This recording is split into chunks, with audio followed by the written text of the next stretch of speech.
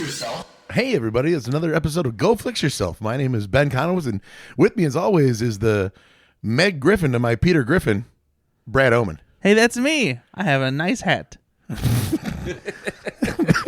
the Stewie Griffin to my Peter Griffin, Nate Laux. I have a funny head. And the Mr. Herbert to my Peter Griffin, Charlie Young. Wow. Wow, what? I chose violence. I was this hoping that morning. maybe he would do try to do the voice, but I don't think. I don't know if I Can anybody do a Mr. Herbert? That's the Papa's. Get your There's gotta fat be- ass yeah. back here. But there's got to be a little bit of a whistle to That's the line though. It's like Get your fat ass back here. it. Yeah, but there's a little whistle to that. yeah, like- he's, Chris. You gotta whistle through your teeth. yeah, exactly. Chris Griffin. Chris. Anyway, it's an episode of Go Flix Yourself with our good friend Charlie Young is here. Hi. Friend of the Hi, pod. buddy. It's good to have you back. First guest in the new cave. Yeah. How do you like it? How do you I like love the How do you like the setup so It far? sucks. Fuck you. But do you miss though? Our old cave had a dead frog on the floor. Yeah, two. Oh, yeah. I'm- Two. Two. Two dead I'm frogs. more of a wasp man. Oh yeah. Yeah. Well, I don't see any today. Yeah, we're good. There's probably some mice down here for sure. That's okay. That's but I don't hear them currently, so this is good. This house was a good investment. It's okay. We're right next to St. John's Church, so there's probably a wasp down the block somewhere. Oh, nice. Different kind of wasp. I get it. All right. Having fun He with made the that whites. joke last week. Dan. It was a few episodes ago. Charlie's got pulling out receipts. Actually, Brad, you made that joke 3 weeks ago. That's because all he does is listen to our podcast. Which is You're a great welcome. thing. What the fuck? Why would you Literally make our fun of only him? listener. Hey, Our listen, only look, listener. if all you do is listen to this podcast, just fuck off. Okay? Oh my God! No, it's You're- just Charlie. But, listeners, we're recording this at 9:00 in the morning. Yeah, we're not morning recorders normally, but I'm happy this we morning. wanted to but, get like, this one out before the Thanksgiving holiday to give you something to. It's for- not. It's not for your ear so much holes. that we wanted to, as much as we needed to, because we couldn't record at the normal time because Ben is not the master of his What own happened? schedule. I forget. What happened on Sunday? I was in Chicago, And what happened on Monday? I had a screening. and then what happened on Tuesday? I had a screening. Yeah, so it sounds like you are to probably. Why didn't we record last week? Because I was in Orlando. No, that's not why. Yeah, You Listeners weren't in will Orlando notice yet. that I have not been the central part of any of those things. yeah, Nate, you're never the problem. I know. You know what you are? You're the answer. So let's just get right into it. It's 9:00 in the morning, Brad. Please tell me you've got something with caffeine in it as far as a sponsor. Hey, guess what? No, I You don't. didn't bring anything, did you? Oh no, I definitely did. Oh, boy. Yeah, so fuck you. I have a delicious morning He's- treat. He's more cranky than normal, and that's saying something. Trust me, I'm not cranky at all. I'm excited because I'm here and I'm gonna get you hard. What the fuck? Good morning to me. That's a weird segue, sitting but right you know what? next to I'll Charlie, so- allow it. I'm gonna get you hard with treats, That doesn't sound any that better. tends to do mouth treats. Even worse. Did you hear Nate's giggle? All right, here we go. Got a treat. Oh boy. Got a treat. Got a You treat. could have just handed it to me. Nope. These are toss treats. Don't look at the label, you Oh my asshole. Why would you do that? Just put it in your mouth. I'm doing ASMR. Don't do ASMR. This is not an ASMR podcast. Dude, was this in your pocket? It's very like. Yeah, this is like You melty. saw me grab it right there. They're meant to be soft. They're truffles, you dumb shit. Did you have this in your coat pocket? Actually, could I just record the rest of the podcast with these things in my cheek? It's better than your normal voice. This is Ben Canucks, and welcome to the podcast. Those are sugar cookies. They're not actually, but good guess. I'm sorry. This is disgusting. Quit I don't chewing like them them. out. You're chewing them like it's disgusting. You know what else is disgusting? Your face. You guys like that noise? I'm not upset No. about it. I don't like any noises other than human talking. What do you guys think about this? It's whatever. Don't like them. not Don't bad. like them. You really don't? Like No. How come? one and I'm good. Yep, exactly. Like I don't hate myself right now. Right. I never want to have. I that mean, again. I never want to have that again. So on a, French toast. on a basic level, they're Lindt chocolate truffles, which And so- I do like. Lindt Yeah, and, chocolate and you truffles. usually They're don't. I think you usually don't want more than one. I don't think, right? Because they're good. Give me a mint. They're very rich. Lindt, and I'm happy. I me do a- love the mint. I love the mint Lindt with cookie crumble too. Give me a yeah, mint. I can have a Lindt. couple of those. That's fair. So these are a new But yeah, flavor. they are rich. New flavor that just came out. These are cinnamon roll Lindt. Oh, I truffles. didn't get the cinnamon roll. Cinnamon from that. swirl. So And so it's meant to replicate the taste of like Something with cinnamon. a cinnamon roll that has cream cheese frosting on it. You can taste the cream cheese frosting. Yeah, flavor, that's what I think. was getting, and the it's cream more cheese. prominent than Yep. the cinnamon. Yep. I think the Snickerdoodle one that they have I don't think- has a more prominent. I don't cinnamon think you can flavor. say that on the air. Do you guys prefer a Snickerdoodle over a chocolate chip cookie? Yes. No, definitely not. I'm with you, Charlie. No. Ben. No, Ben. I like a chocolate chip. You Yeah, ready, chocolate chip you ready cookie. for the hot take? Yeah. Oatmeal raisin over chocolate chip. Oh, get the fuck out of here! Well, that's Charlie's last time on the podcast. Now we're talking about oatmeal chocolate chip. Bring it around all day. bring it around all day. Do you Yeah. prefer the oatmeal chocolate chip over the regular chocolate chip? It depends. Sometimes I'm just in the mood for an oatmeal chocolate chip. But How about an oops all chocolate where you just eat the Hershey's And there's chocolate there's chip, actually chunks like of the cookie in the there. Nestle morsels, just a bag of just Nestle a chocolate handful chips. of them. I wouldn't be mad about it. That's what I do. Yeah, that makes sense. But yeah, so these are. This is a new flavor. It's out now. I found it at Target. It's probably the easiest place to find it, but it should be everywhere, I think. Do you guys know anyone that's ever gotten salmonella from eating cookie dough? Or was that just something my mom told me? No, you can, but I it takes never a heard- lot to I do never, it. I never heard of that. Yeah, I've never. I just feel like that's an old wives' tale. Yeah, my mom was like, "Don't do it." I love cookie dough. My mom's like, I'm going to the casino. My mom's like, I'm going to die. I've eaten raw chicken. I didn't get salmonella. Okay, so well, it's- don't do What? Don't do that. Well, to be fair, it was a new Lay's flavor. You had to try it. Have you guys had the new Lay's raw chicken? Raw chicken? They got ridges, so it's good for dipping. Yeah, it's the only Lay's bag you open and just wet inside. Yeah, it like splashes you as soon as you open it. To be fair, most of the bags that Lay's that Brad open are wet inside. Oh, I don't know. Can you like do the logic so I can follow why that makes sense? but it's wet Yeah. because raw chicken on the counter is wet. No. He's saying most of the bags of chips that I Because you open are fuck wet. 'em. Oh yeah, because You fuck them. You put a hole in it and you fuck them. Okay, let's go back to the history of the podcast. When have I ever fucked a bag of chips? I rest my case. I mean, 3 weeks. I'm trying to decide. Is it 3 or 4 weeks ago? Yeah, right. That's Charlie's one with receipts. Objection. That's conjecture. I don't know what those words are. Makes So, sense. Bang on you. Bang yourself. Yeah, bang you. Bang you. Bangarang. Batarang. I love that. What are we doing? What the fuck is this podcast? Word now? association. welcome to Morning Go Flick Yeah, Yourself. Ugh, it's not fun. Is it morning MOURN? Yes. Yes. No. Yes. Hey, welcome to Weenie in the Butt. Weenie in the butt. Weenie in the butt. Weenie in the butt. Weenie in the butt. You were on the radio this morning. With I was. Weenie and the butt. Yeah. How's Weenie? How's the butt? Good. It's a radio station I used to work at, and so it was fun to be back. But I'm pretty sure somebody there had COVID. They said so. We'll see how that Well, goes. thanks for me. coming over, Nate. I'm getting over it. You're fine. You're getting over the flu, you said. Yeah. Are you lying to keep us in the dark? It's whatever. It's not even real. Ben has asked me to get him sick. And Yeah, I was like, dude, I would love to sleep through the holidays, so bring it on. You're going to do that anyway. Guzzle. So, this NyQuil will kick in. Where's Ben? He's taking his old Jackie D nap. Jackie D. Oh, you know how they leave a bottle of Jack out for Ben, and the kids will get great presents, really crappily wrapped.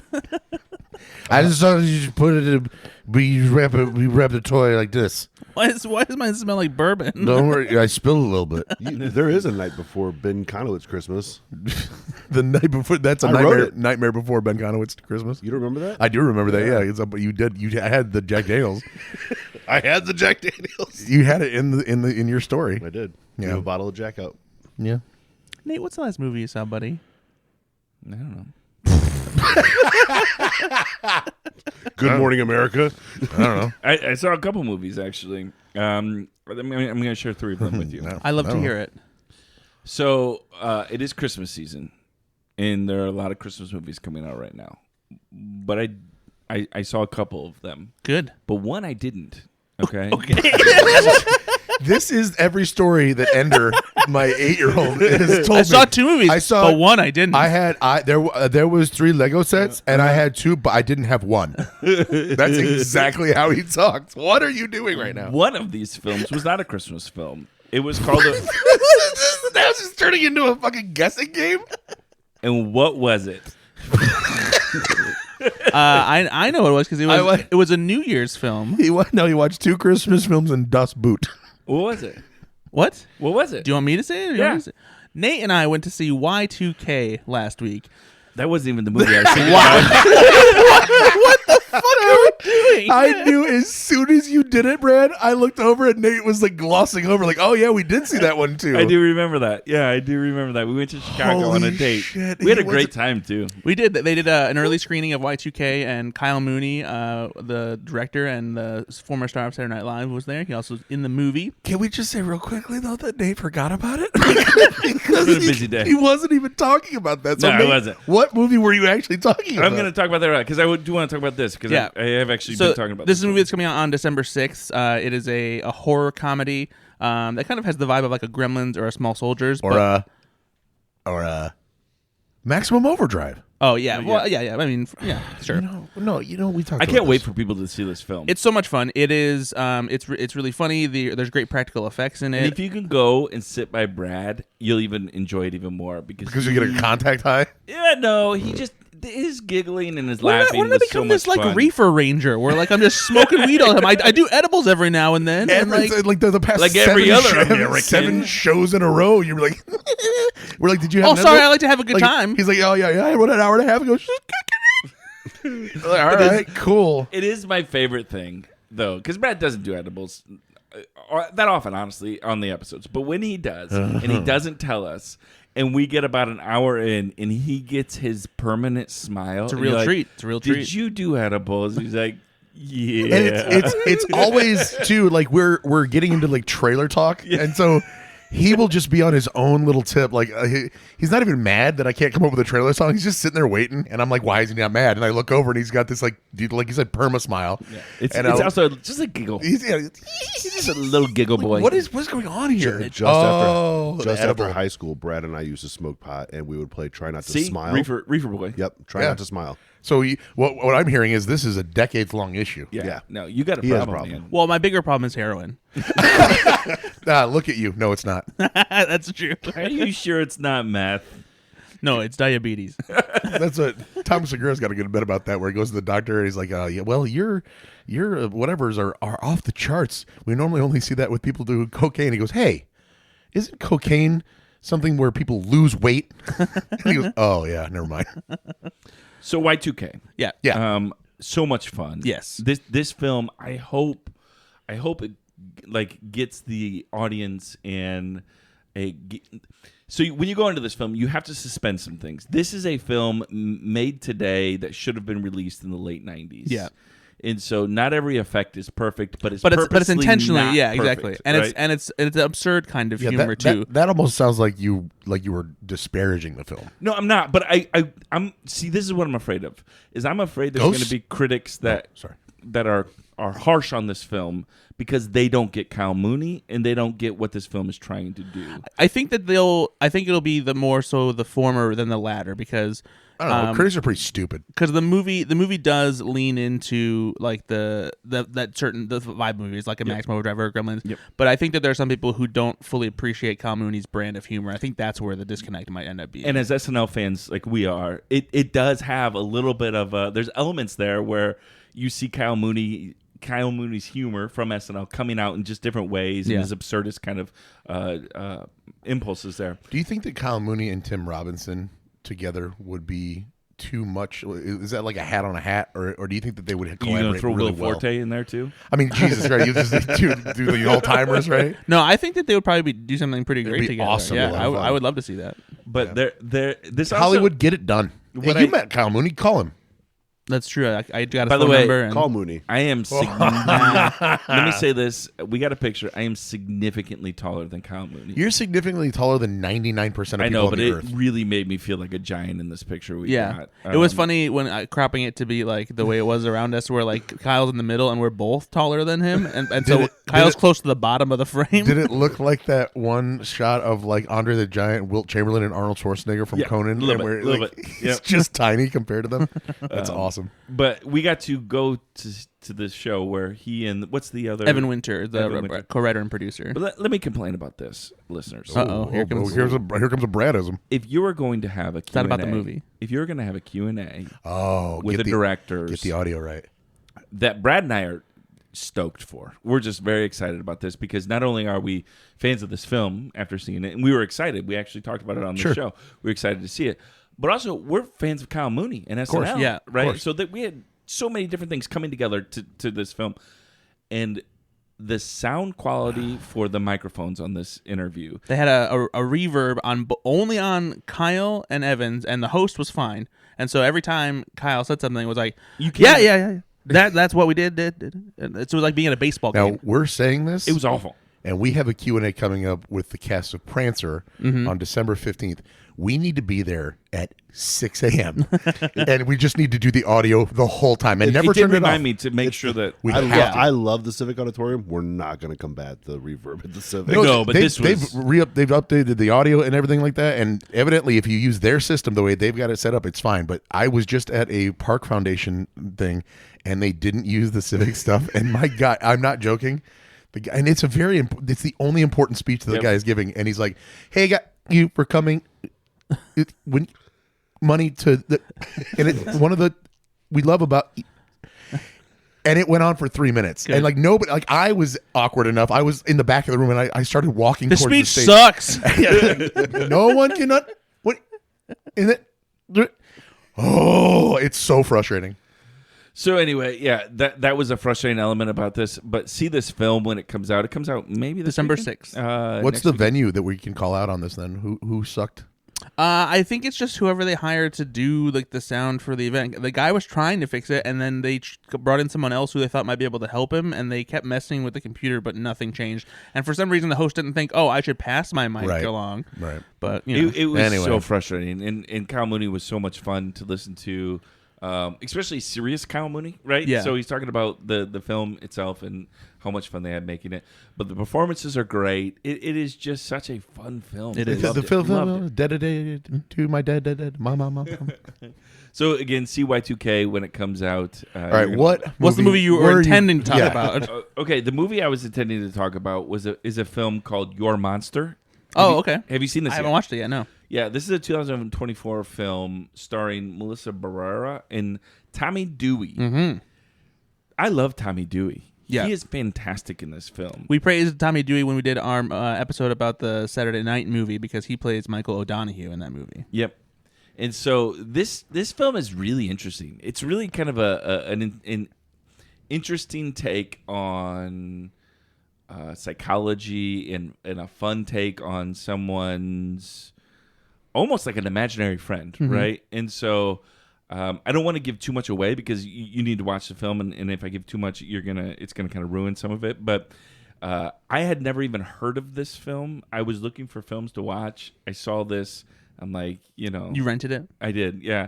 I saw this. I'm like, I watched the trailer. I'm like, this looks really interesting. Have you even heard of this or no? I had heard about it because I got like the emails through the press thing, and I was like, oh, that seems like it could be interesting, but I didn't go beyond to like watch it or anything. Yeah, Melissa Barrera is really good. And like I said, Tommy Dewey, to give you a hint, looks like almost like Beast from Beauty and the Beast in this film, right? He is the monster. Okay. And the whole thing is a conversation with a monster that is in Melissa Barrera's house. Okay. And so elements of it, there's these kind of horror elements, but they're not really. But also it's these like Melissa Barrera trying to make peace with herself, these kind of things. And so the monster plays this role in her life. But really, really fascinating. Love this film. It's funny. It's heartwarming. If you get a chance to see it, I think Brad particularly Christmas themed. No. Oh no, this is the one that's not. Sorry. What were the other two that you watched? I saw two pretty terrible films called The Merry Gentleman. Have you seen that one yet? No, but someone mentioned it in the Slash from Slack the other day, and I don't remember where the conversation went about it. So was it The Merry Gentleman was bad? I mean, can anything be bad with Chad Michael Murray? Yes. Yes. Okay, then yes. I like that Nate took that as a newscaster being interrupted. Like, I'm getting... And yes, it can be bad. And Britt Robertson. I like Britt Robertson. I do too. And I never can figure out why she doesn't get anything. Like now, she seems to be kind of the Candace Cameron of Netflix. Yeah, I think that what happened is maybe people think that she's discount Jennifer Lawrence, and I think that might be where the problem is. Not, and I don't mean that in an insulting way. But I think that like I was gonna say, is she now your number 2 that you would like to marry? No, it's just like I think that she has a very similar look and she has a very similar appeal as far as like the kind of performances she gives. And part of me wonders if because Jennifer Lawrence is big that people just like they don't not necessarily. Brad's on board discount with Jennifer Lawrence means like she's approachable. I could ask her now. So this film is I would essentially I would too. Sorry, actually. Magic Mike Christmas. Oh, back in. I was like, wait, why did we both get really turned on excited? I know you guys got really excited. That was very telling. You're like, it's like Magic Mike. What's this now? Magic Mike Triple X. Go to bed, kids. What am I doing? What? Channing Tate, yum. Matthew McConaughey. Hey, now here we go. So it's about Britt Robertson is the daughter of a. She comes back, so she like is in New York trying to make it on Broadway or something, and a dance exactly. Comes home, her parents are going to lose the bar, guys. They're going to lose the bar. Yep. Of course they're going to. And she's got to figure out a way to not lose the bar. But guess what? What? There's a new guy that moved to There's town. a new guy? Uh-huh. Okay. A guy moves to town. She doesn't know this guy. He knows it's a small town. No, of course. Everybody knows everybody. To town, and she meets this guy, and what is this guy? He's kind of brooding. Chad Michael Murray. Of course. And this was a Hallmark movie? No, it's a on Netflix Netflix. movie. No, it's Same a Netflix difference. movie. And so she meets this guy, and then they're gonna close the bar out. And she gets an idea. What's the Britt idea? Robertson's the idea person of this. I'm going to fuck this guy. No. No, she that's doesn't. at the end of the movie. Oh. What's the idea to save the bar? We're gonna do like a men's like Chip and Dale's thing. Oh, like Coyote Ugly. Like a male review. yeah, exactly. And the reviews are in, and it's XXL. And guess what? It worked. It worked. It worked, She saved of the bar. course. And But guess what else happened, They Charlie? save the rec center. They didn't get a In the liquor midst of license. it. They get shut down anyway. But there's another thing. Guess Fire what else code. happens? Too many people. No. They fall for each other. They fall for it. They fall for each other. And she finds herself in the process. But also, guess what else happens? Tell me. She breaks up with her Because in the serious beginning- business boyfriend. It's a gratuitous close-up beginning- shot of Intercourse. In the beginning, guys, I don't feel like you're taking this film seriously. Nate, I'm locked in. In the beginning, These two chuckle fucks can talk about up close shots of Intercourse all they want. I'm here for you. thank you. Well, you know how much we love talking about Intercourse. Well, especially very, very close up shots where the movie pans in. It's only the intersection of the penis and vagina. Yeah. And like the beginning of the wafting and the it- camera just keeps zooming. It's literally the movie starts to go da, da, da, da, da, da. Like I want to see like the blemishes. I want to see like ingrown hairs. yeah, or like the 5 o'clock shadow when they've just shaved like a couple days previously. Okay, so you guys are focused on that. Nate and I are focused on the small town charm of this saving the bar. And here's the problem. This was another element, a layer to this film that you guys I forgot to include. In the beginning, Can't do it. I can't start thinking about the Intercourse. I can't do it. in the beginning, she's been trying to make it, and she's in this like Christmas show, and the director of this Christmas show tells her, "You've aged out," and so she feels like maybe her dream isn't real anymore. How old is Britt Robertson now? 76 years old. Maybe 30. I don't know. Yeah. Yeah, aged out. And That's so Hollywood she for comes you. Tough. But guess what? Guess what, guys? Go on. She hasn't. She got a call while she was back at home. They need her in New York. Oh, so she has this decision to make. That's Heavy right. is the head that wears the They crown. need her back in. Does she do it? Does she do it? Only time will tell. You'll have to watch the you'll movie. Have to watch it. Yeah. You'll have to watch the film. All right, and then there was another one I So, watched. but you said it wasn't good, right? I mean, none of those are good. You just watch it Okay. because it's the holidays. No, thanks. Yeah, see, I don't subscribe to that Just mentality. because it's the holidays. Yeah. You know how you just watch them because you have to. 'cause I've it's the never holidays? watched a single Hallmark movie, Oh, you're missing out. and I'm not gonna watch this Netflix movie either. Have you watched any Netflix Christmas movie? Like they've gotten into the The Christmas Chronicles. I haven't watched that yet, actually. Not because I don't want to. I just haven't gotten. I around actually to heard it. the first one's pretty good. I have heard the first one's good. It's not bad. Klaus is a great Christmas movie. Klaus is a great Christmas movie. Klaus is a great film. Yes, I love absolutely, Klaus. yeah. Great animated film. What else did you watch, Nate? The other one was Confessions of a Christmas Letter. Oh, for fuck's sake! Okay, Charlie, what's the last movie you saw, buddy? Now, to be fair, hold Close on. Up Intercourse. Oh, well, hold on. I want to say this one does sound kind of sexy. This one has Angela Kinsey in it. Who's she? She's The from The Office. Office. From The Office, yeah, the blonde lady. She's also Oh, has Ben, good job. Brian Baumgartner, who From The Office. From The Office. Exactly, they come together. He played Toby They're Keith both in this. On The Office. on The Office. This was a little more fun. Okay. Who does he play on The Office? Yeah, Kevin. Kevin. Okay, gotcha. It is so hard to watch him in anything and not. And not see, yeah. But what's Especially when he uses his normal voice. yeah, because what's interesting is that I'm a guy from the office. Yeah, pretty much. early on, his normal voice on The Office was more prominent in the early season, but then he started playing up the being dumb, and so now when you hear Brian's normal voice, it's like weird. Yep. So let me jump in here, and I know that I'm gonna you guys are gonna just not, you're gonna shit on me for this because I'm gonna bring up TV. I'm Yeah, we always don't know. okay. Yeah, you I don't know. shit on yourself. I've Yeah, already No, bring you're, up you're TV later, calling me so- out. You're calling me out for. Oh, that you're a hypocrite? No, that's yeah, fine. We you're a we- piece of we know shit. that. Okay, see, I shouldn't have done this, but it reminded me of something I was going to bring up, where a character is kind of typecast in your mind. Yeah. So I've been watching Shrinking. Are you caught up, Nate? I didn't watch the last night's episode. I watched last night's episode. Is it good? Don't ruin it. I won't ruin it. So, but no, it's so. But I will say, second season, so good. Oh, it's incredible. Bill Lawrence loves to reuse actors, Yep. And He's so- got a fraternity that he loves. and that's okay.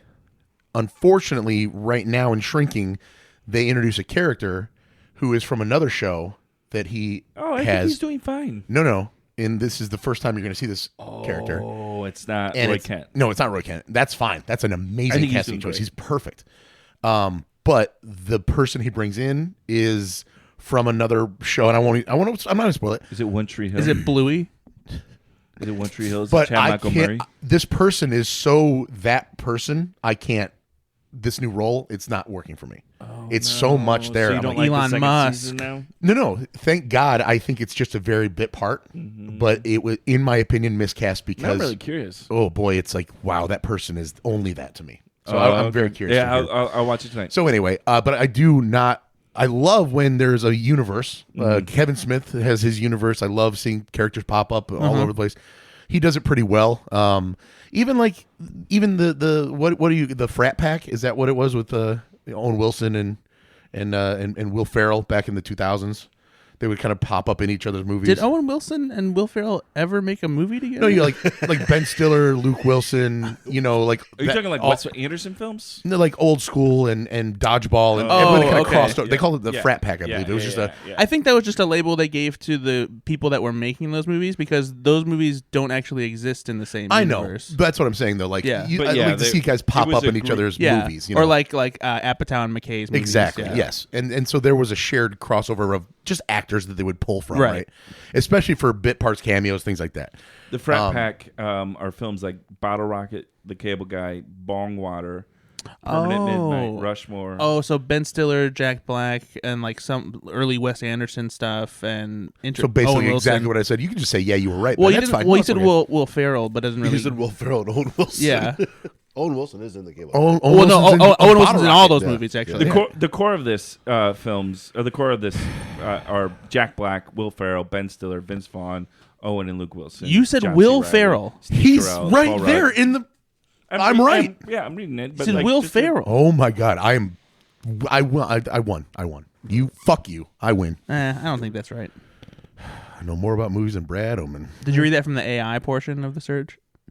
No, from Wikipedia Frat Pack. Yeah, I don't trust it. Anyway, I do. back to movies. I do think it is weird that they lump Rushmore stuff like that into like the quote unquote frat pack because like it's so unlike Old School and Cable Guy and whatnot. I think they're just throwing in there because it's early Wes Anderson. Yeah. You included Bottle Rocket there too, which is it's all also So- Wes Anderson. It's weird. Anyway, All right. Anyway, so I saw that film. What did you guys see? Charlie, let's go to you, buddy. Last movie I saw was Saturday Night.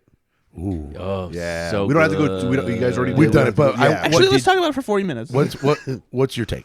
So as a casual Saturday Night fan, Because that's kind of what I was going after. Yeah. Because we're diehards, right? Yeah. But you see how to give the people an idea. When's the last time you saw Saturday Night Live all the way? through? I'm current on this season. So you do Yeah. this season, but Yeah. but historically, I don't watch it. I'm current on this season because it's season 50. Gotcha. And I want to be a part of season 50. sure. But you're not a historian of that. No. Brad and I used to watch it a lot in the late 90s, early 2000s. A lot of Sherry O'Terry and Will Ferrell. Sure. Good stuff. Yeah. Jerry Minor. Pre Luke Null. Yeah. Moved away from it. The movie itself, just as a movie, even if it wasn't about Saturday night, it's a great movie. Yeah. It's the way it causes anxiety the entire movie without being like painful So it's anxiety. it's approaching Uncut Gems, Yeah. Safdie Brothers type stuff, but it never really gets there. Did you guys ever watch the show Studio 60 on the Sunset Strip? Oh, yeah. I love Studio 60. I never saw that it. it felt very much like watching an episode Was of that Studio 60. Sorkin? Yeah, Yes. that was Sorkin's So movie about a good. show that was like Saturday Night Live. That was no, it was a show about a show. Yes. Yes, it You was said movie. And it Matthew came out Perry. the same year that 30 Oh. Rock did. Yes. Yes. Yes, it was like the more serious version. Yeah. of And I wish 30 Rock. both of them would have gotten made like for Well, multiple seasons. I would have liked that, but Studio 60's biggest problem was that, Matthew Perry's drugs. The writer's strike. oh, jeez, he's dead now. Like, give Yeah, him a break. Thank God. Oh, my He God. can't ruin anything else.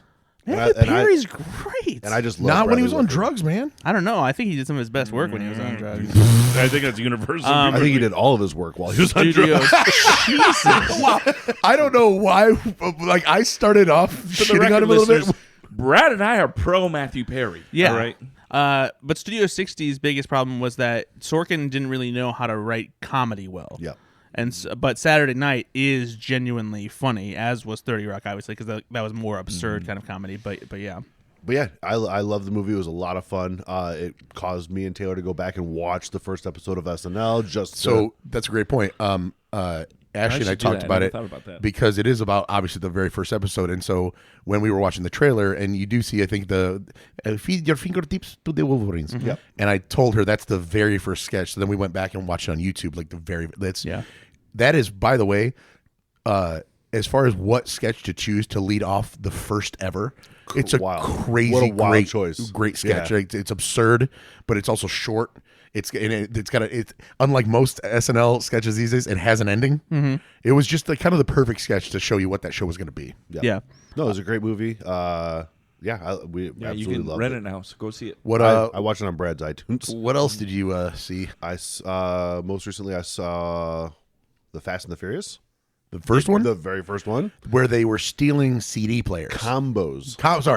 CD DVD combos. Not even DVD. VHS. Yeah, DVD VHS. They were Yeah. DVD I don't VHS remember, players. but those are a big deal. Actually, to be fair, today they're probably fair. more valuable. So I Yeah. think that we could probably remake it and have the same plot. Yep. And they were Dude, let's remake Fast and the Furious and that is now the retro tech that we need to steal. I love it.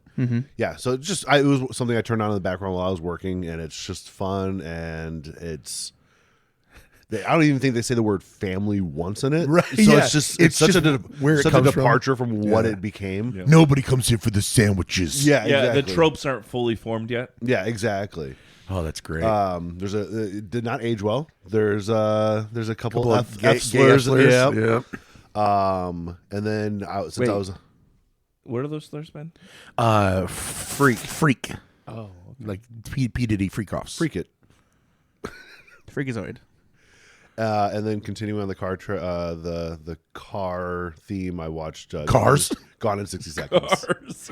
Oh, Memphis Reigns. Memphis Reigns, Randall Reigns. One of the great character names of all time, Memphis Reigns. I think, and as much and Face Off is great, I think Gone in 60 Seconds is my favorite Nick Cage movie. Favorite Nick Cage performance or just movie? Movie. Yes. That's tough for me. I think his best performance is Face Off. the Weatherman. I think his best performance is probably Leaving leaving Las Las Vegas. Vegas. Yeah. I mean, I he was just- incredible. Have you seen that though? I have, It's but just the way he incredible. channeled his Travolta and Face Off, like he had to be. That's I think that's the most fun performance Yeah. for sure. Like he's definitely having a good time. That's fair. I also I love his performance in The Rock actually. or the He's- unbearable weight. Well, that's incredible. Yep. He's all over the He's all over place, the place, yeah. obviously. But yeah, so no, watch Pig, Gone in Nate's 6 right. seconds. Pig.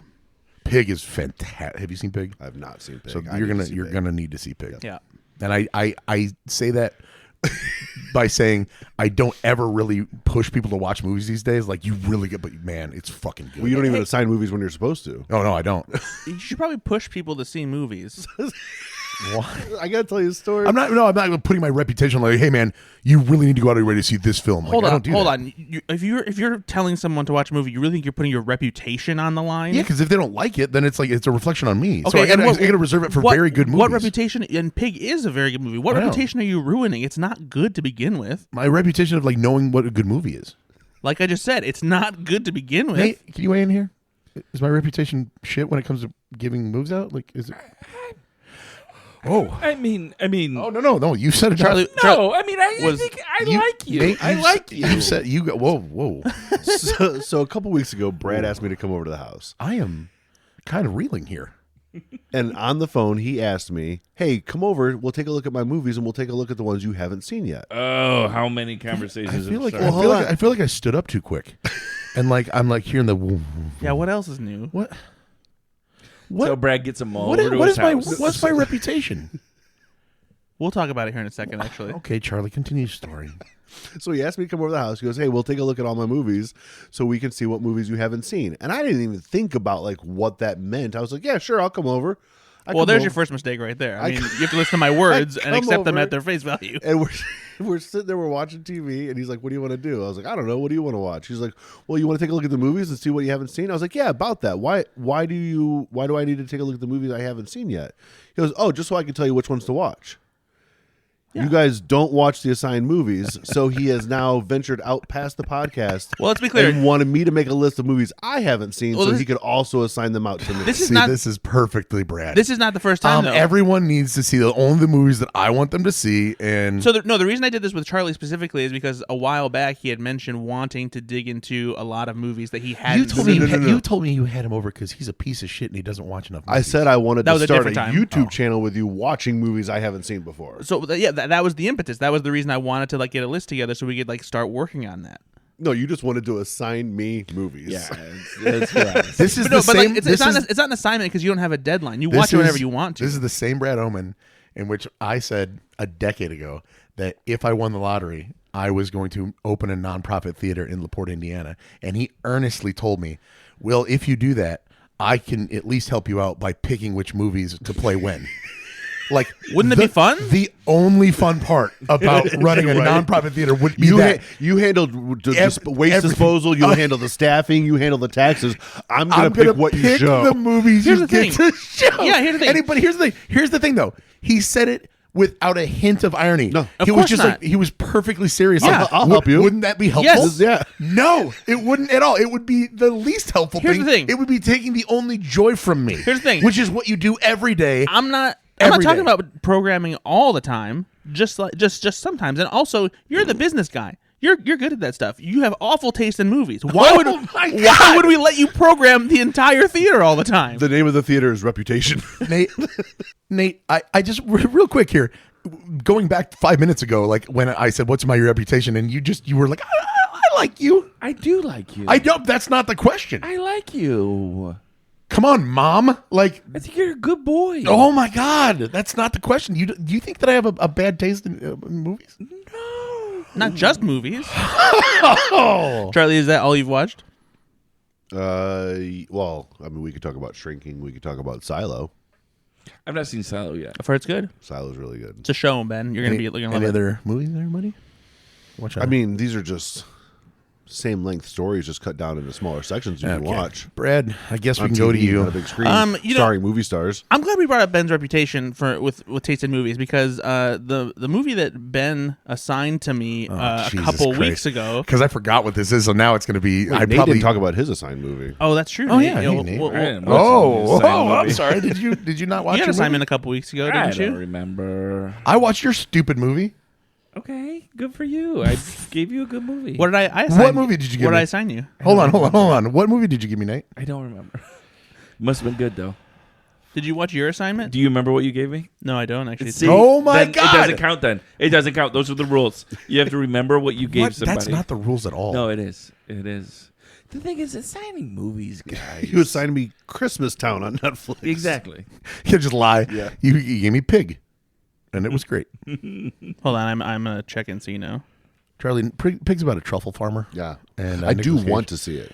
But it's not what you think, and most people when they say that movie, I would watch it, but nobody's assigned it to me It's yet. it's so. not what you think. Ooh, Type this movies, I hate when motherfucker. they do that shit. But it's not what you think in the best way possible. Here's Ben. Let's talk about the reputation thing. Just because here's the thing: is It's really starting you to like bother me. films. You like films, but you like some films. But like, you tend to really like certain films that I know most people won't, and those aren't like high art films.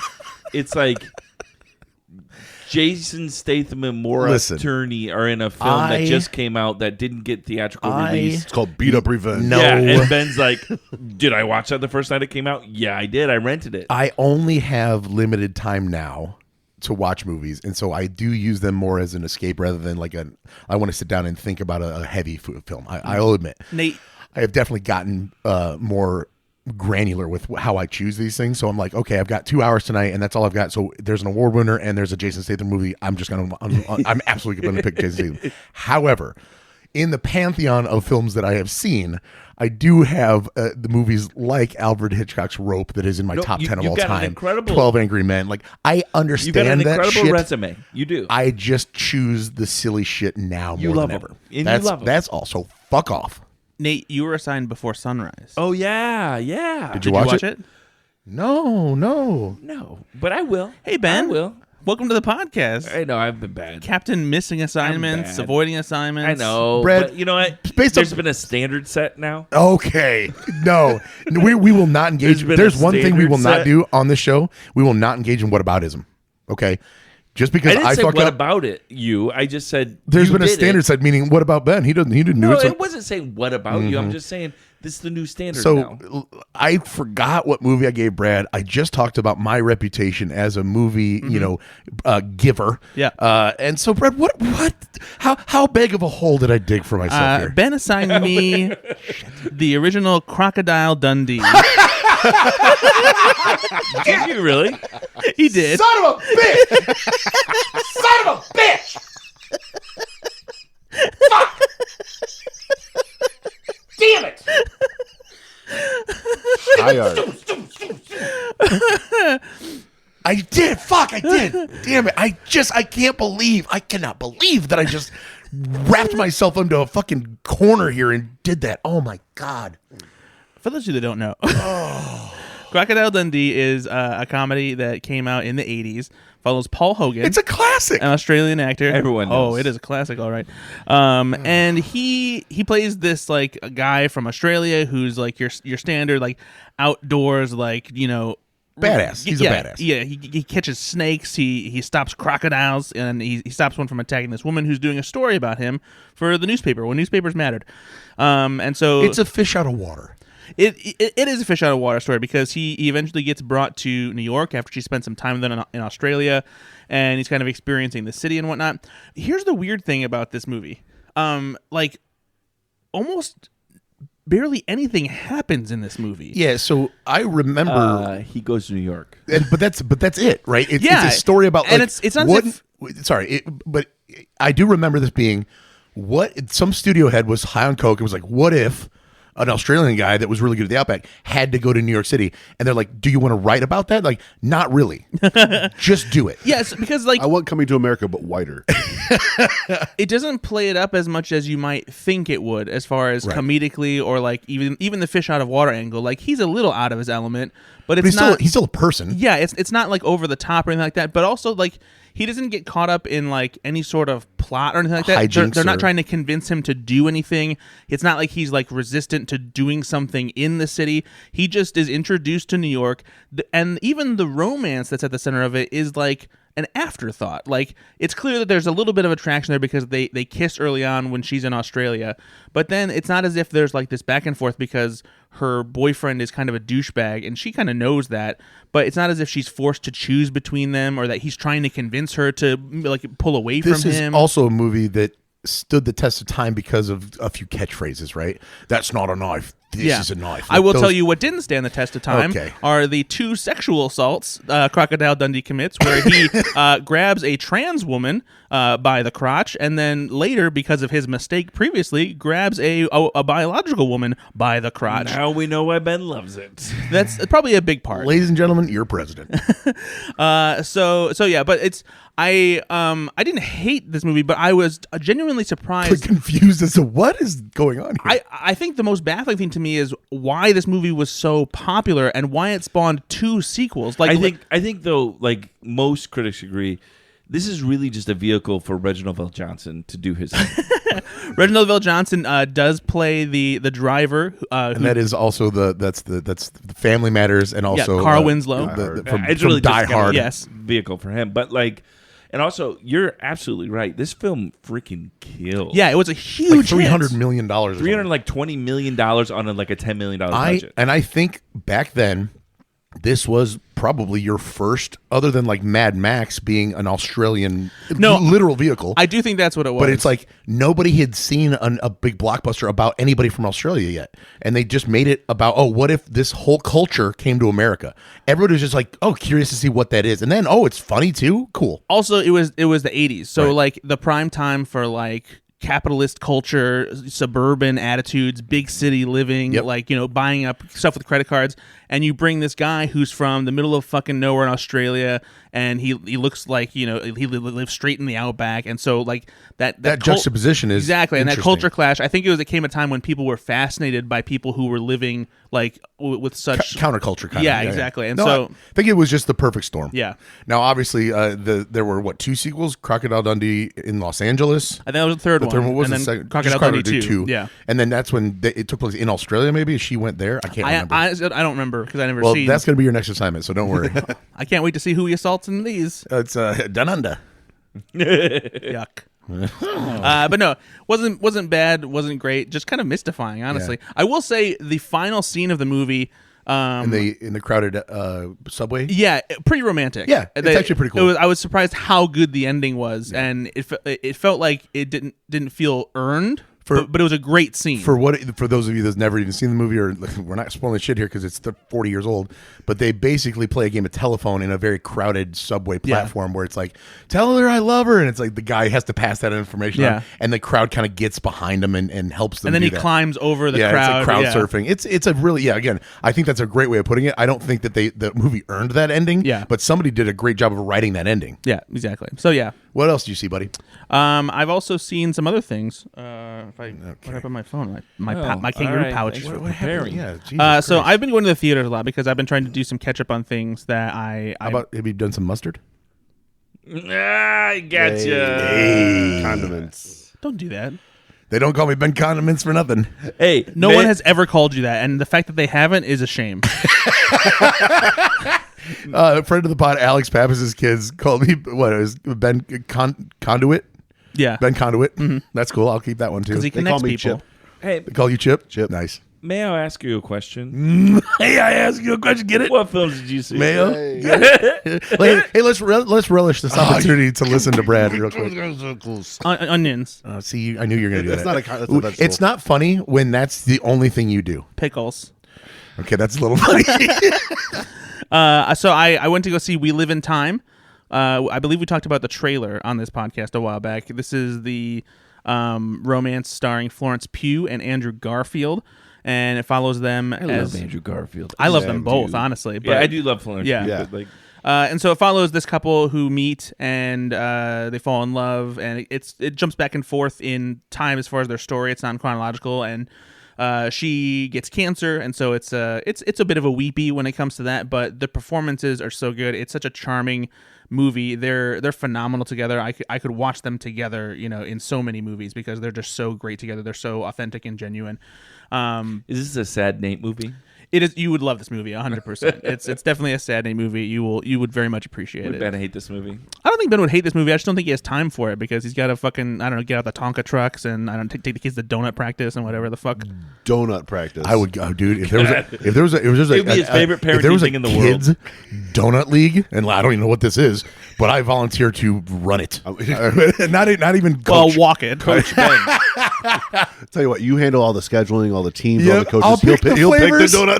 Oh my god! Please, let me. Yeah, because you have terrible taste in donuts. What the fuck? I mean, that's a little bit. I think we all do okay with our donuts. Yeah, I was gonna say, like, Look at look us. around this Look at table. us. If there's not a donut expert panel down here, I don't know what we're doing. We should Poor start a chubby donut podcast, boys. probably. Yeah, what do you want to call Donut it? asked me about it. Donut ask, donut tell. Is it a robot podcast doing it? Donut ask, donut tell.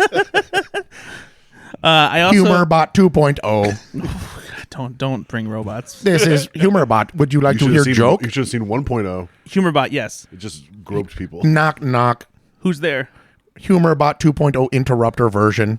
Humorbot. Ah. Okay, I like Humorbot. He's a rascal, but he knows what he's doing. Humorbot stays. Humorbot stinks. I also went to go see Anora, which Ben, you'll love this. It's an A24 movie. By the way, this film came out of nowhere. Everyone's talking about this film. I'd not even seen a What's it freaking called? trailer for this Anora, film. and so the trailer has been playing around. I'm surprised you haven't seen it, but it is. So yeah, it did hit the festival circuit, and it's been acclaimed by critics, and it's probably going to end up on a lot of best of lists at the end of the year. Could be an awards contender. It's from Sean Baker, who did Tangerine and Red Rocket previously. If you guys are familiar with You those remember movies. that. I've seen Tangerine. Yeah. It was shot on an iPhone. Yeah. Yeah.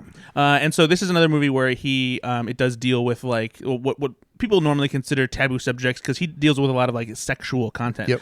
And this is about a woman who is a stripper who also kind of moonlights as a prostitute. Okay. And All right. Oh no, Ben, you will love this. Benzin.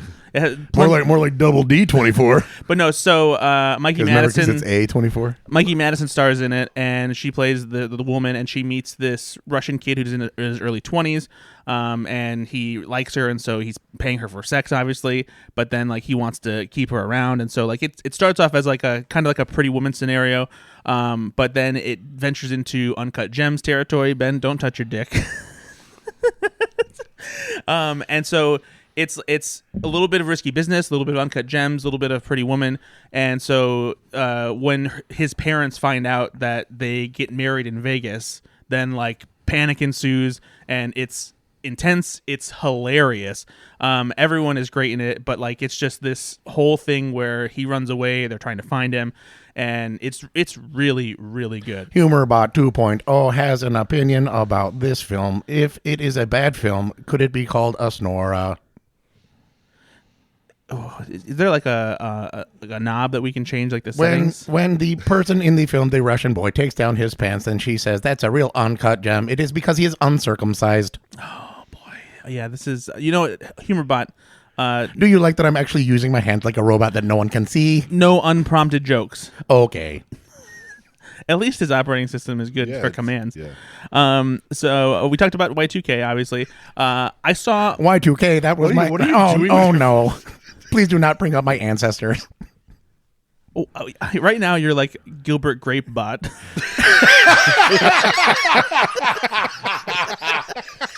That's a good fucking joke. If the audience could see my hands, you would absolutely say that is definitely Gilbert Grapebot. I killed him, Gilbert. Mama, wake up. Mama, wake up. Mama, Batch and wake gas up. tank. It's Mama, the Burger wake up. Barn Gilbert. Is that can we do that? I don't know that we can do that. It's a robot. It's a robot, yeah. Yeah. We're going to get away with it. We're It's a not robot. doing it. The We're not. robot The robot did it. Robot Humorbot. did it. Get out. Hey, Humorbot, get out of here. It's just been in cardboard boxes. it's Cartman. Yeah. I saw Moana 2, which is out in theaters Oh, today. I'm interested in this. What your take on this? Is that just going to be on Disney whatever? VOD? No, it's in theaters. So, but it's not like getting a holiday release on like the boys are going to want to see it, but I would have to take them to the theaters. Yeah, I can't imagine they're going to put it on Disney Plus before Gotcha. January Okay, at the yeah. earliest because they're expecting it to be a big box office Sure. hit.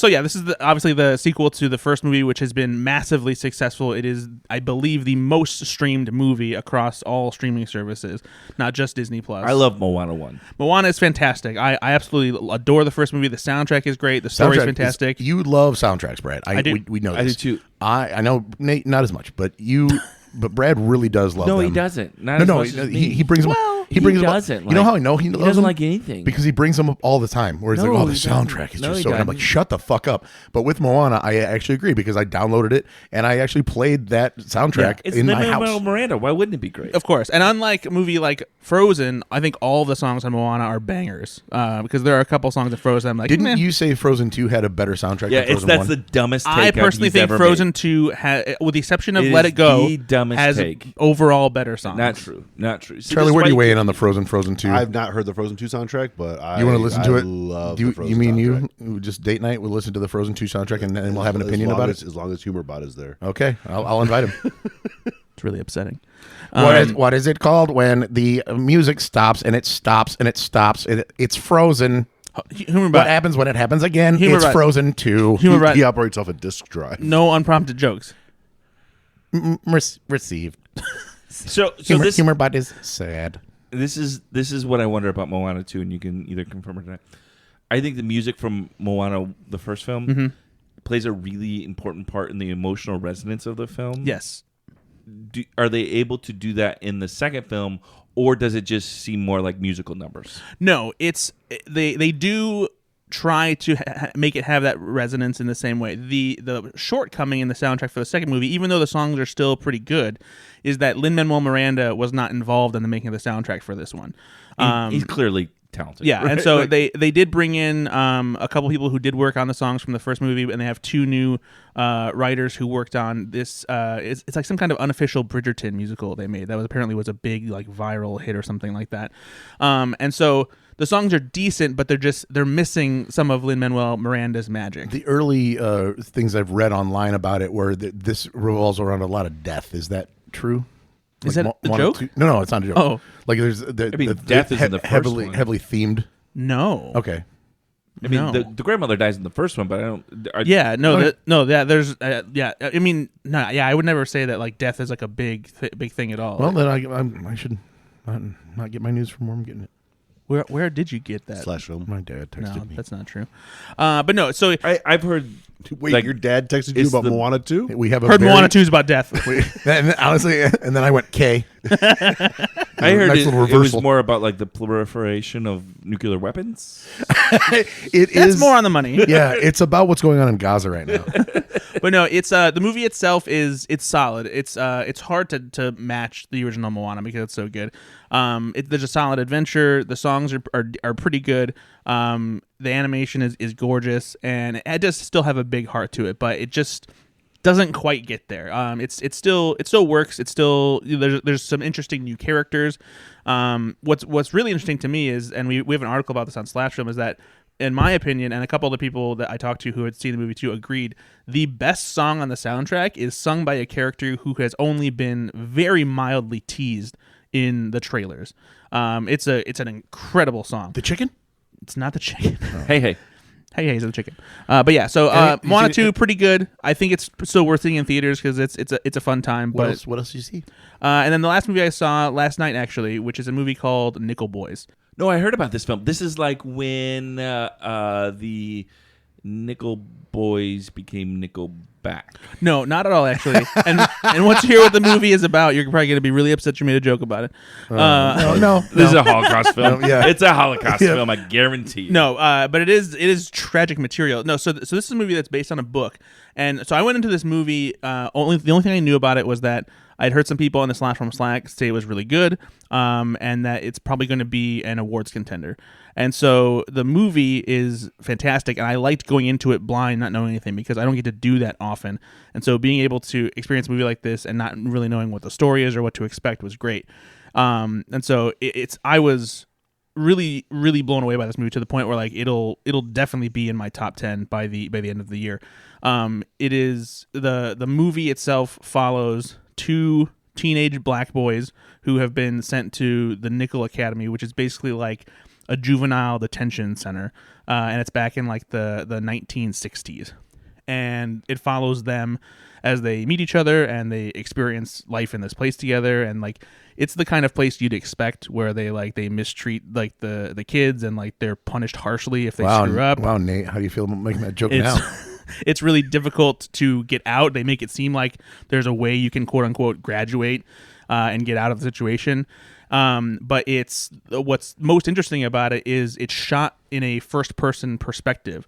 And so it starts off from the perspective of this kid as he's younger, so you get a sense of who he is, and then follows him as he goes to Nickel Academy, and then it introduces a new character, and it switches perspective and shows things from his perspective, and then it eventually starts jumping back and forth. And so the way it's shot is really interesting because you have characters talking directly to the camera.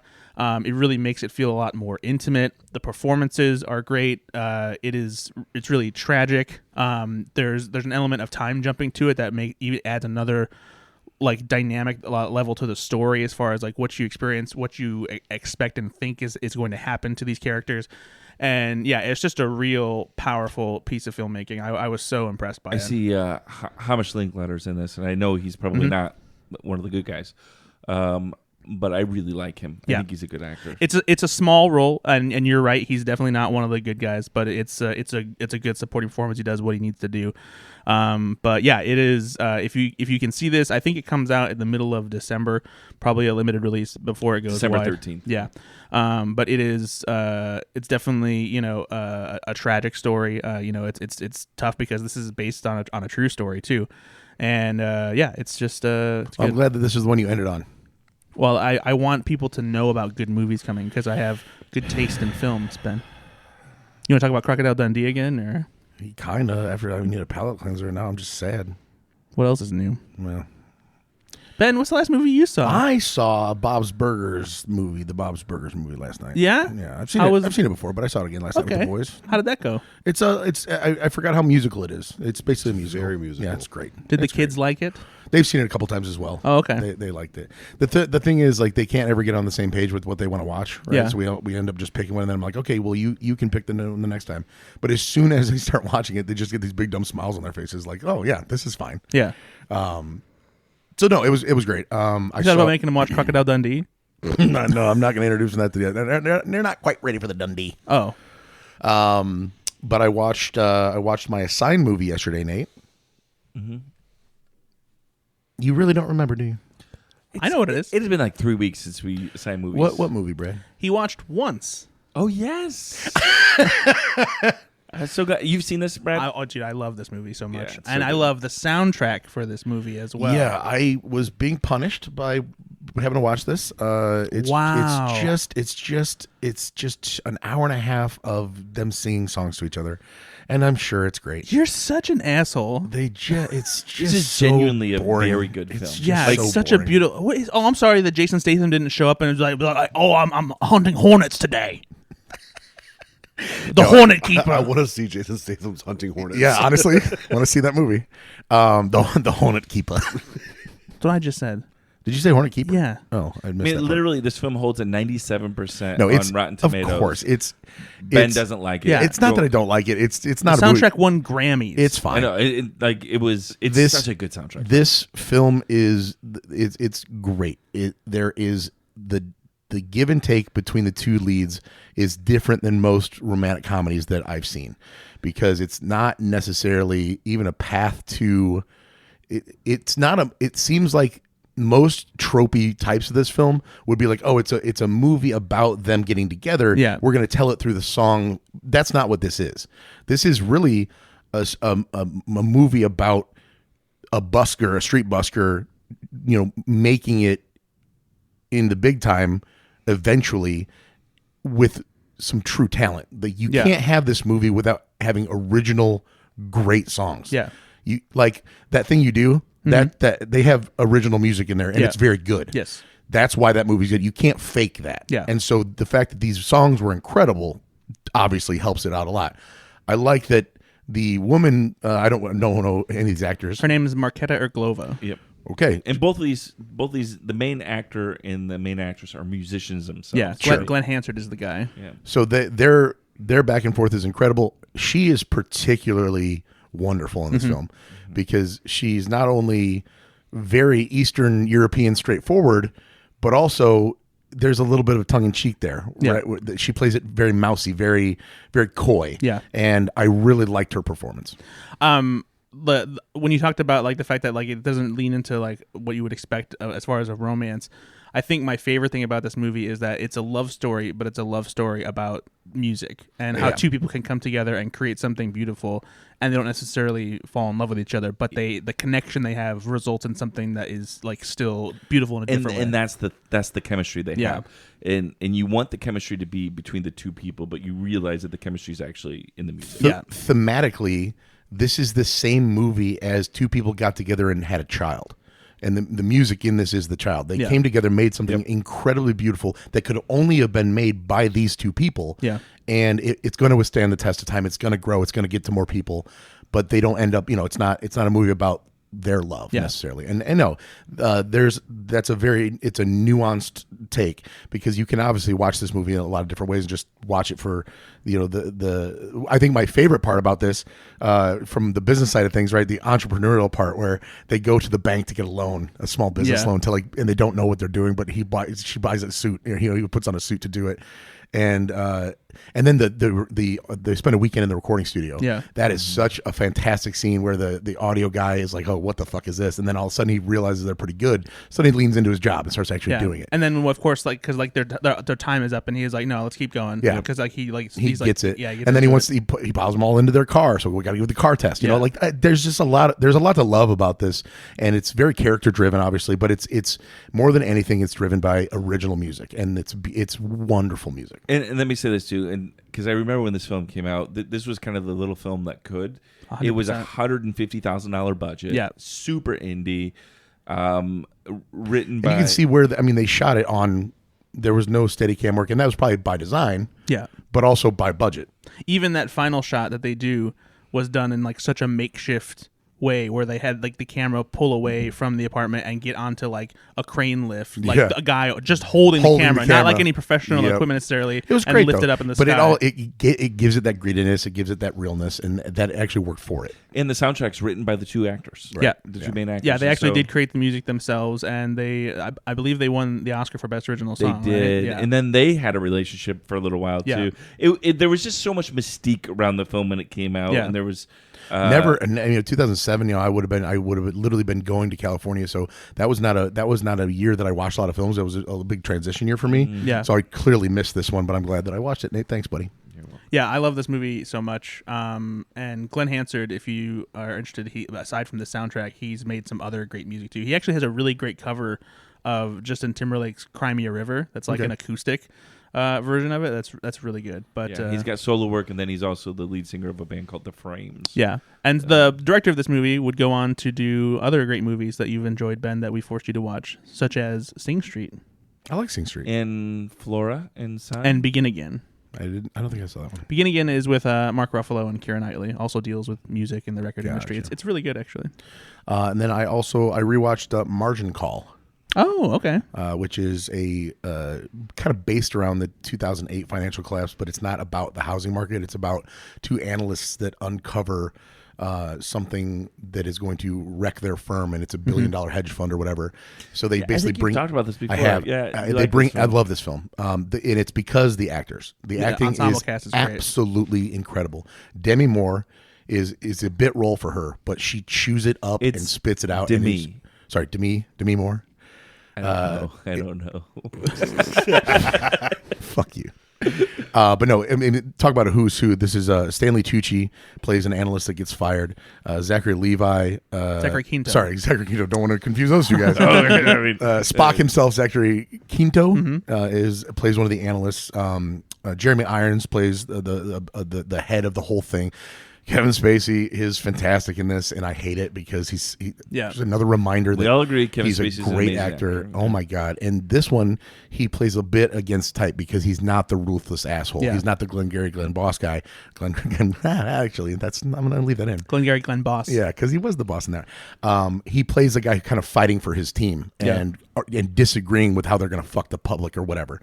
It's a very it takes place in one night, overnight, and so they get together. These head honchos get together at 2, 3, 4 o'clock in the morning before the markets open, and there's a time limit on everything. So it's just it's kind of a powder keg type movie, and it's very, very good. This movie has a firm place in humble bread history. Oh boy! Because when I was writing for showing.net, me and Alex Billington, the guy who owned and ran the site, became friends with Dana Brunetti, who's a producer on this movie and who started his career as Kevin Spacey's assistant and then became producer of like The Social Network, Margin Call, and became a pretty big name producer. And he was a first showing.net reader. He became friends with us, and so Margin Call premiered at Sundance, and we went to the premiere just for work, but he also invited us to the after party. Nice. And so everyone was there, and so like he specifically went out of his way to introduce us to Kevin Spacey at the time, which was before the big blow up. But yeah, and so like, and what was actually really cool was Kevin Spacey looks like he would smell like cigarettes. He didn't. Okay. But I feel like Old Spice. Also, another thing. So obviously, because Demi Moore is in the movie, it's Demi. And Ashton Kutcher was obviously a big part. At this time, I had a strange connection with Ashton Kutcher because Scientology. He started following me on Twitter at like Twitter's like ultimate. He was the first one to hit 1 million followers. He was a big deal. And I connect A+ something. Yeah, A+K. And I connected with him on Twitter on this time when he was doing that. And so at a time he was shooting a movie overseas. He was up early in the morning when I was up early working over summer, and I would reply him just being funny. And he literally responded. He was like, dude, you're funny. And he followed me. And because of that, all of a sudden, like, oh my God, because everyone that celebrities were following at the time, people were like, oh, we have to follow these people. Yeah.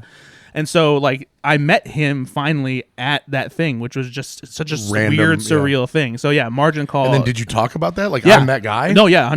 I'm that funny guy. I'm the funny guy. I'm the funny guy. I replied you a few times, and you really did respond. That was awesome. But yeah, so that was a good night for old Brad. Do you get to hang out with Bruce Willis at all, or? Is it awkward? Like, awkward? He's having some. What's that? He's having some weird memory issues. Is it weird that your dick's been in the same place as John McClane? Did you try fists with your toes? Did you try fist with your toes? Yeah, you try fists with your toes. What? Why did you go there? That's a thing from Die Hard.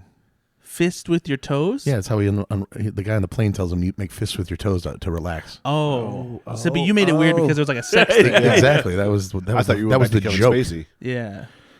Little A to D there, a little too much of a jump. A to me. No, I like that one a lot, and I'm not going to laugh, but that's pretty good. That's pretty good, Brad.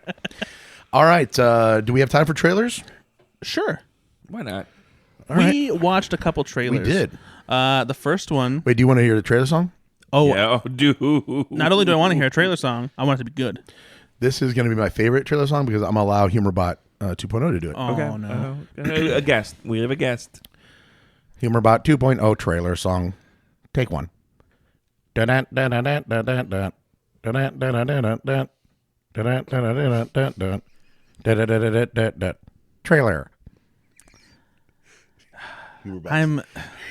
You could probably. It's hard. You could probably hear the look on my face.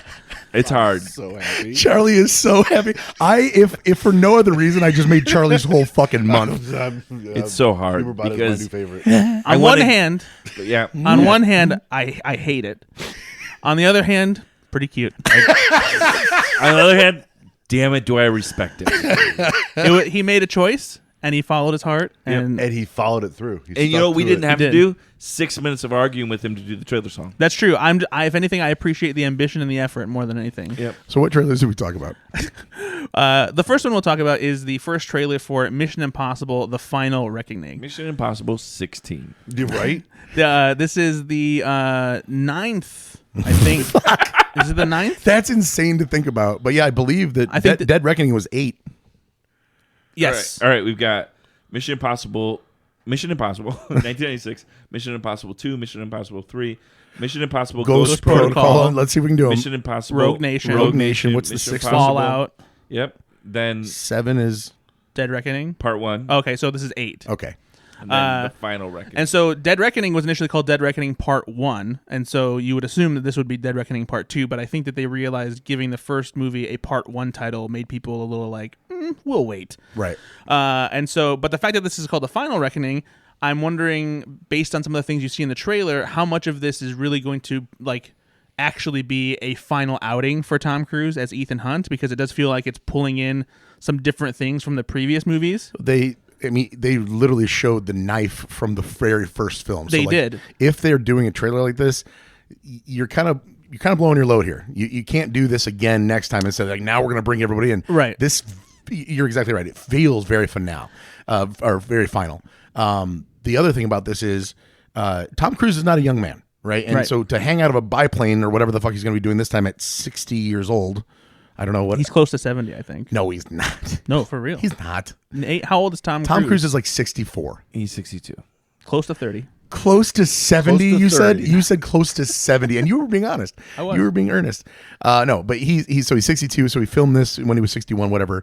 I mean, that's an old man doing these stunts. I mean, Mike Tyson was in the ring at 58, and we're like, oof, I don't know, you should be doing this.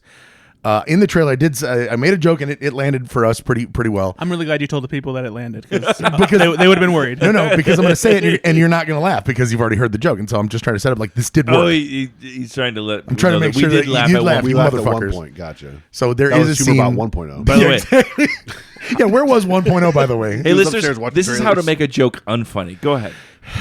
Anyway, there is a scene in the trailer where Tom Cruise is running down a plane that is taking off, and I said for the first time it looks like, oh no, he can't catch it, but it's just because he's old. Thanks, Charlie.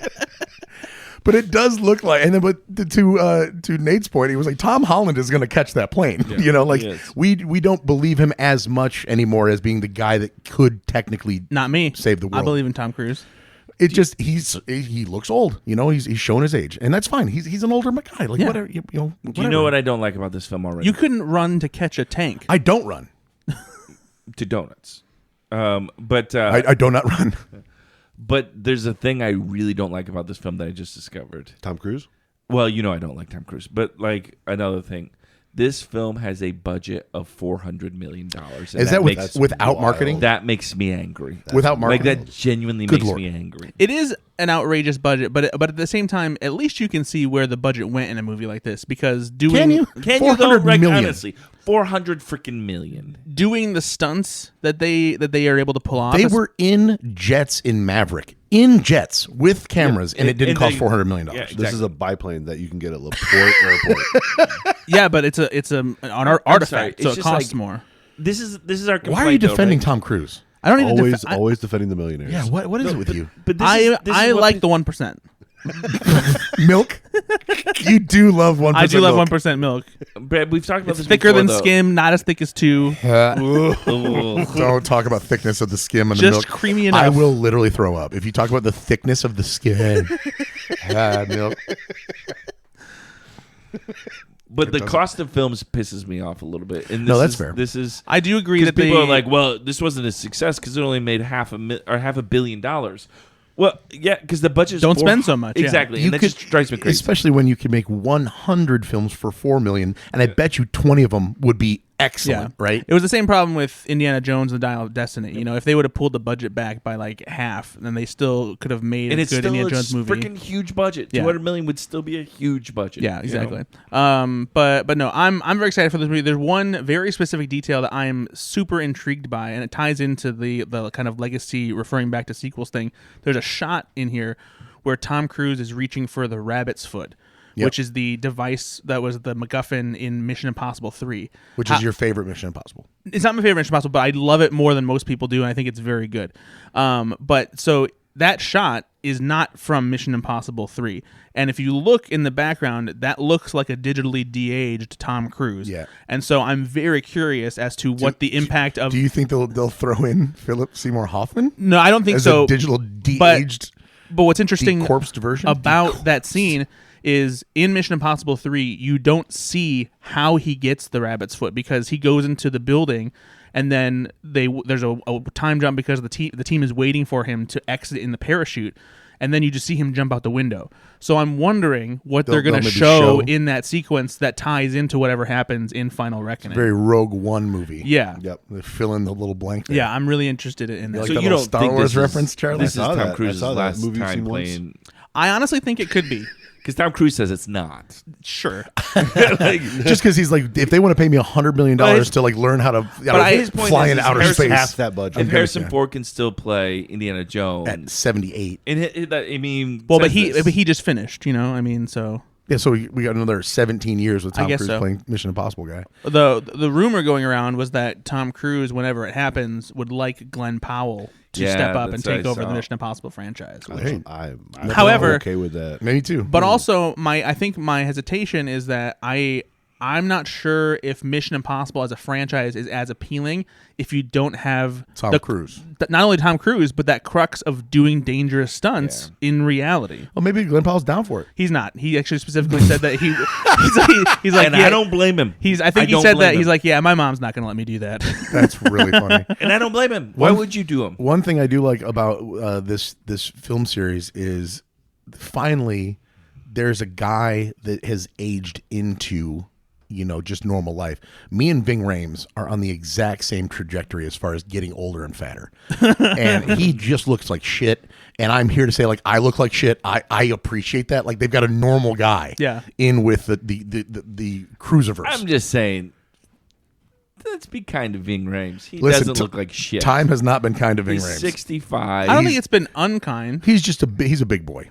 I mean, what's going to happen if you do the voiceover for Arby's? We have the diabetes. That's what it's going to sound like. We have the sweats. Yeah. Meat sweats, we've got them. Of course we do. Meat sweats, you want them. But yeah, so I'm always down for the new Mission Impossible. I'm very excited to see what happens. So, what I'm not excited for is the other trailer that we talked about, which is the first trailer for the live action remake of How to Train Your Dragon. Holy shit! Just when you thought the Disney remakes were too lifeless, here comes How to Train Your Dragon. I said it when we watched it. You have the exact same dragon, basically, because it's an animated dragon. Yeah. And now you're just putting a live action person in place of the cartoon. It's like an AI It's filter. weird. Yeah, it's weird. just weird. It doesn't need to be done. The fact that they took the exact same character design for Toothless and just added photorealistic skin and eyes is very unsettling. I don't know why you don't try to change it a little bit. And I Make know it it's like a real looking dragon. and I know make it look it's dangerous. But here's the thing, and this just goes to show you how shitty. Like the other side of this is that I'm sure they didn't because they've heard the complaints about how weird it is watching photorealistic lions and African animals talk in the Lion King live action remake, or any of the Disney ones that have talking animals. And so they're like, well, let's keep the cartoonish aspect and just make everything else that realistic. But like, it doesn't make it any better. It just further shows, especially when you're doing the exact same shot compositions. Like, what are you doing? What's the point of this? That's the thing. Who is this for? There's no point to this except for to make money. There's nothing original here. It's a carbon copy, but just with live action. So what are we doing? I wouldn't hate this film if it was an original story. Exactly. Like I wouldn't hate this if or just even a Imagining of the first story because you need to introduce these characters. This is a cover. This is a cover band. Yeah.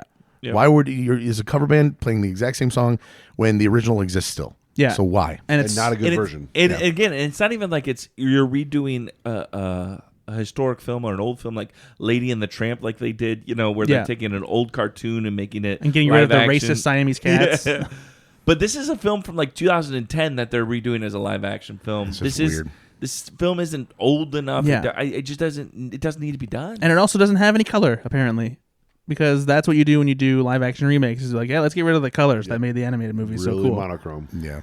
Zack Snyder got involved. I am not excited for this at all. I would rather just watch How to Train Your Dragon. We'll the end it original. with this. What are you excited for? What's coming up in the holiday season that the people should be watching? What By movies the way, are coming there's out? one thing you're going to be excited about. Oh, this. no.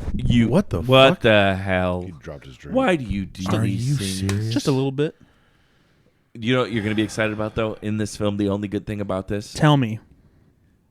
Julian Dennison's in it. Yeah, but even that's not enough to. Like, But he was so good in for those Y2K. who don't know, Julian Dennison is the kid from Hunt for the Wilder People who has now We grown didn't up. mention him for Y2K, but he is. He is very funny in Y2K. And there is a scene in Y2K that he just steals. Yes. And he's also in Deadpool 2, if those previous references didn't work for you. But when you go to Y2K, you're going to see a scene with him in it, and you're Yes. going to go, "Oh, that's With the a scene great Brad made." 2000s throwback. Yep. So going back to my point, what should people be excited to see, Brad? What's coming out? Y2K. Y2K, actually. People should be very Okay, excited to see fair that. enough. What else is... Moana 2 is in theaters right now, and we're getting into award season. I'm surprised you haven't seen Wicked yet. I was going to, but... I've heard great things. Holy crap, the first weekend was so big at the box office, I tried to look to see... Because I wanted to go see it in Portage, where the theater's better. And there was only front row or single seats for almost every showing on Sunday, which was when I was going to see it. And so, Everyone I know is going to see this film. so This I is will gonna see break it. box I will office. see it Yep. soon, and I'm curious to see how it is because I've heard mostly good things, some mixed things, and I'm interested to see how good it actually is. So, but yeah, otherwise there's not really like a big other holiday release that I'm looking forward to. Mufasa? Like I said, there's not really another big holiday release that I'm looking forward to. When does Dead Reckoning or Final Reckoning come out? Dead Reckoning doesn't come out until like next July, I think. Oh, so it's next year. Even. Yeah. Okay, gotcha. Well, nothing to look forward to. I guess stop the podcast. Who May gives a 23rd, shit? the final. There you go, Reckoning. May. There you go. Okay. Birthday. Charlie. Charlie birthday times. But yeah, that's that's the show. I think we did it. covered all the bases. We did it. Thanks for listening as always, and like, subscribe, ask questions on Facebook, send us messages. I love you guys, listeners. You're my favorite people in the entire world. Brad might not respect you if this is the only show that you listen to, but I do. I'd like to also thank Demi Moore for Yes, her to kindness. To me. Mm-hmm. Yeah. Yep. Charlie Young, thank you so much for you. being here. Thanks We for love you, buddy. we love you. Humorbot. Humorbot 2.0. Ben, thanks for Crocodile Dundee. You're very welcome. Yeah, You're very welcome. Yeah. I got 90 minutes. It's not coming back to me. So. And Brad, thanks for the film you gave me that I still can't remember the name of. Well, take us out there, Humorbot 2.0. Bye, everybody. Bye.